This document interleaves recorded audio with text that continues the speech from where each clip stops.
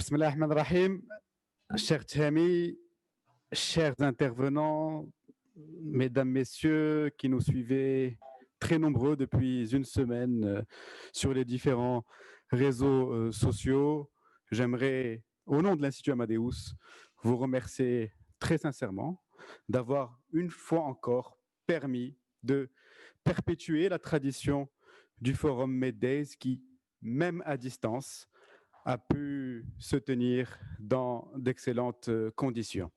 Thierry, tu te souviens, au lancement des Med Talks, lorsque je suis intervenu pour inaugurer et ouvrir nos débats, j'avais prédit que cette édition allait être tout sauf un lot de consolation. Une semaine après, nous avons tous eu la confirmation et on peut que se réjouir du fait qu'une fois encore, même dans ce contexte extrêmement disruptif, un contexte particulier, le Forum Med Days confirme que c'est un forum important, essentiel, installé dans l'agenda international des grandes conférences pour sa 13e année.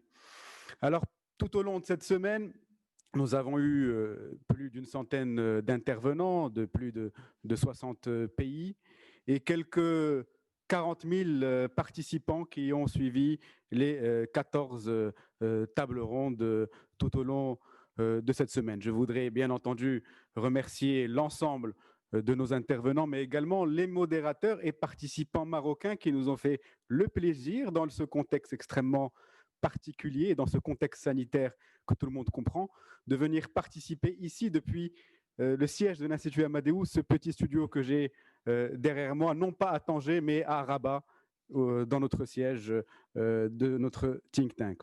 Je voudrais également remercier l'ensemble des partenaires de l'Institut Amadeus, nos partenaires habituels, mais également nos partenaires prestataires événementiels qui, comme je l'ai dit lors de mon mot d'introduction, souffrent de cette pandémie et j'espère bien entendu pouvoir, Inch'Allah, retrouver une certaine forme de normalité lors des Med Days 2021, la 14e édition, Inch'Allah, dans des conditions normales ou à peu près normales à Tanger. Alors, tout au long de cette semaine, il y a eu deux événements majeurs sur lesquels je voudrais revenir. Tout d'abord, ça a été longuement dit, non seulement durant cette session particulière, mais également durant toute cette semaine. Les Med Days Talks ont débuté quelques heures seulement après le décès du docteur Saeb Erekat. J'ai l'habitude depuis de nombreuses années de clôturer le forum Med Days en compagnie de Mouafak Harb, qui est parmi nous, mais aussi en compagnie du docteur Saeb Erekat, qui nous suit de là où il est très certainement, parce que c'est non seulement un ami, un frère, mais aussi un soutien du Forum Med Days, et le Forum Med Days lui a été toujours ouvert et il a souvent dit officiellement ou de manière informelle que le Forum Med Days était l'une des dernières grandes plateformes internationales qui permettaient à la cause palestinienne de s'exprimer. Saeb, on continuera à être fidèle à cette tradition. L'autre événement majeur, et vous l'avez évidemment tous suivi, c'est l'intervention sur autre instruction de Sa Majesté le roi Mohammed VI, que Dieu l'assiste, des forces armées royales dans la zone de Guergueret pour mettre fin à une obstruction qui n'a que trop duré, plus de 3 semaines, de la part des milices, de mercenaires du Polisario pour établir la normalité de ce qu'est la frontière entre le Maroc et la Mauritanie. Alors, chers amis, qui dit Polisario dit milice. Qui dit milice dit groupe formé et armé. Qui dit groupe formé et armé dit violation flagrante du cessez-le-feu de 1991. Personne n'est dupe. Ce n'est certainement pas les cris effarouchés et inaudibles des séparatistes qui convaincront qui que ce soit du contraire.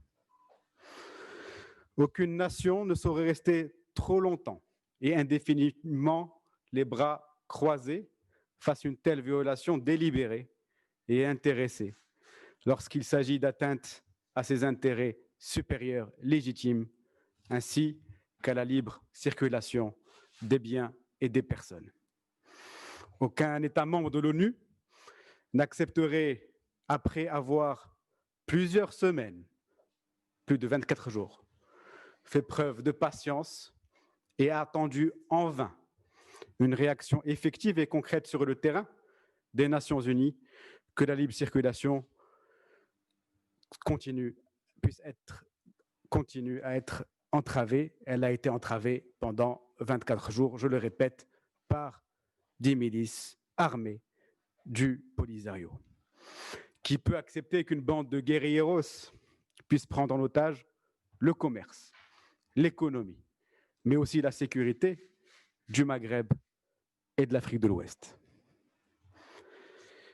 L'action marocaine de rétablissement d'un droit et d'un statut ne constitue en rien une violation du cessez-le-feu. Je crois qu'aujourd'hui, tout le monde l'a compris. Les responsables de cette violation sont bien entendu à chercher ailleurs, à Tindouf, bien sûr, mais aussi très certainement là où les décisions se prennent, dans un État, pour ne pas le citer, de notre voisinage immédiat. Ce sont les mêmes qui bloquent depuis de longues années toute forme de solution politique basée sur le compromis, le pragmatisme et le réalisme. Face donc aux multiples provocations de mercenaires, acculés et défaits à tous les niveaux, l'action, l'intransigeance et la fermeté font office de langage approprié. Le Royaume du Maroc est dans son plein droit pour assurer en toute légitimité sa sécurité et préserver avec l'esprit de responsabilité qui le caractérise sa souveraineté. C'est en quelques mots le message qu'a transmis Sa Majesté le roi Mohammed VI au secrétaire général Antonio Guterres hier lors d'une conversation téléphonique. Chers amis, le Maroc évolue, avance, construit et agit en responsabilité, tandis que d'autres restent figés dans un monde qui a pris fin il y a plus de 30 ans. Le temps n'est plus à une certaine forme de rhétorique révolutionnaire passée, obsolète et contre-productive dans les actes comme dans les faits. Le temps est à la légitimité, à l'inclusion vertueuse et à l'intégration. La marche de l'histoire n'est jamais allée et évidemment, elle n'ira jamais dans le sens de ceux qui prônent la division. Chers amis, et on l'a aussi vu tout au long de ces Mayday Talks, la liste des soutiens internationaux au Maroc, de nations souveraines et non de mouvements ou de groupuscules révolutionnaires, s'allonge d'heure en heure. J'aimerais, puisque nous sommes dans une session consacrée aux relations entre le monde arabe et les États-Unis, remercier fraternellement, très chaleureusement, nos frères et nos sœurs des pays du Golfe qui ont été, comme d'habitude, les premiers soutiens du Maroc lorsqu'il s'agit de défendre légitimement notre première cause nationale. Je pense évidemment à l'Arabie Saoudite, aux Émirats Arabes Unis, au Bahreïn, au Koweït, mais aussi à la Jordanie, à l'Égypte, qui ont eu des positions extrêmement claires. Et en tant que Marocains, l'ensemble des équipes de l'Institut Amadeus souhaitent les remercier très chaleureusement. Le Maroc a donc exercé son droit légitime au nom de la préservation de la circulation des biens et des personnes, et la communauté internationale l'a très bien compris.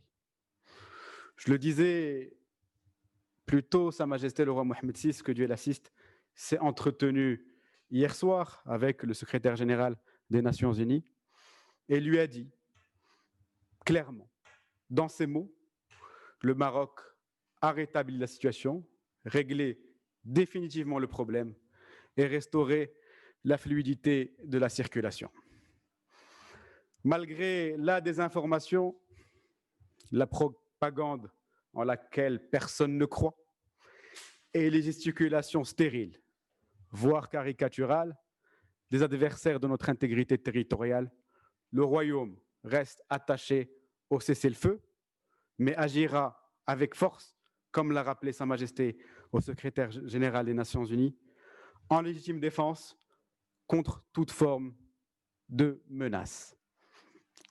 Le royaume reste également attaché, comme l'a rappelé le souverain, au processus politique sous l'égide des Nations Unies, à condition qu'il reprenne sur la base de paramètres clairs, c'est-à-dire une solution de compromis, pragmatique et réaliste, dans le cadre de la souveraineté nationale, et que ce processus politique implique les véritables parties de ce conflit artificiel hérité de la guerre froide.